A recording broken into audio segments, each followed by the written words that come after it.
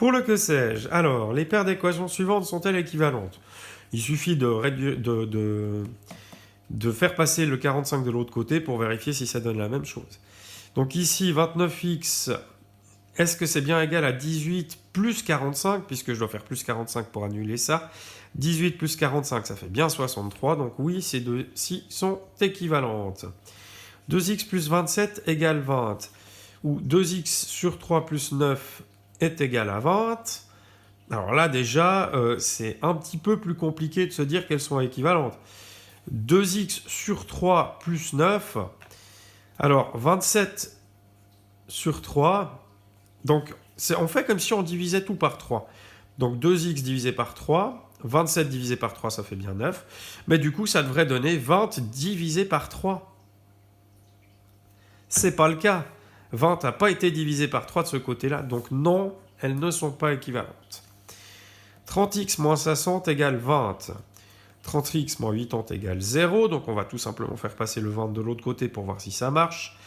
Pour faire enlever plus 20, on fait moins 20. 30x moins 60 moins 20, ça fait bien 30x moins 80. Oui, ces deux-là sont équivalentes.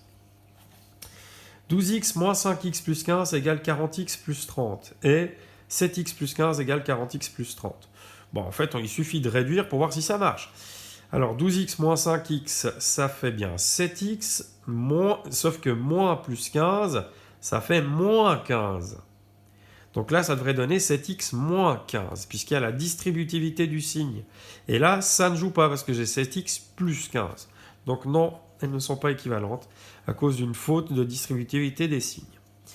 4x moins 50 égale 2x moins 50, et 4x égale 2x. On voit tout de suite que si je fais plus 50 de ce côté, ça va l'annuler là, et puis que ça va l'annuler là aussi, donc 4x égale 2x. Et oui, 4x égale 2x. Donc effectivement, on obtient bien ceci. Ce qui fait comme résultat 2x égale 0, et on sait que le résultat, ça vaut 0. La toute dernière, moins 24x plus 40 est égal à moins 24x moins 230. Et 40 est égal à moins 230. Alors, on voit